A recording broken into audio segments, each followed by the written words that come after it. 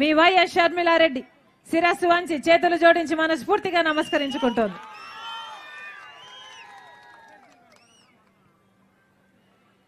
ఎన్నికలు వచ్చేసాయి, అవునా? ఎన్నికలు వచ్చేసాయి. 5 ఏళ్ళు అయిపోయింది, పోయిన ఎన్నికలు అయిపోయి మళ్ళీ ఇప్పుడు ఎన్నికలు వచ్చేసాయి. వస్తున్నారా అమ్మా? వైసీపీ నాయకులు, టీడీపీ నాయకులు డబ్బులు తీసుకొని వస్తున్నారా? ఏమన్నా అన్న ఈ ఫ్లాగ్లు అంటే కిందికి దించండి. ఎంతంట ఓటుకి? ఎంత? 5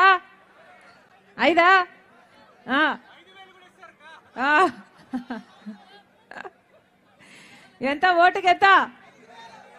5. Very good. తీసుకోండి, ఎవరు డబ్బులు ఇచ్చినా తీసుకోండి, మీ డబ్బులే. మీ పేరు చెప్పుకొని మీరు ఓట్లేస్తే గెలిచి అధికారంలో ఉండి మాఫియాలు చేసి సంపాదించుకున్న డబ్బులే.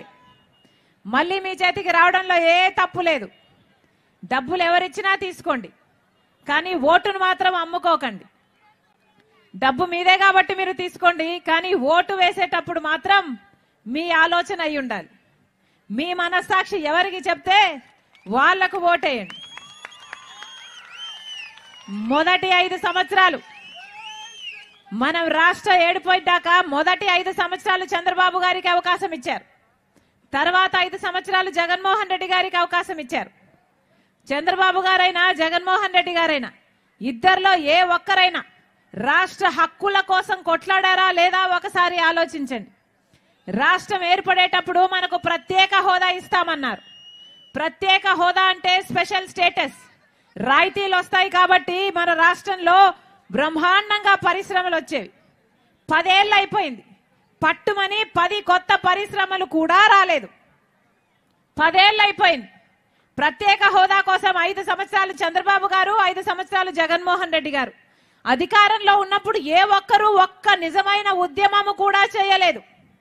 ప్రత్యేక హోదా వస్తే ప్రతి నియోజకవర్గంలో ఒక 100 కొత్త పరిశ్రమలు వస్తాయి.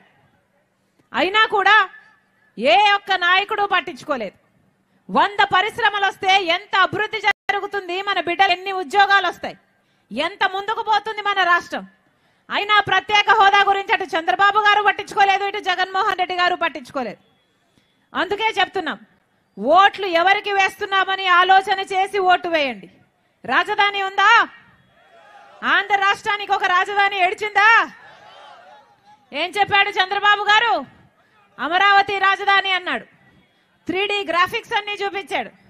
సింగపూర్ లా తయారు చేస్తానన్నాడు. అయిందా?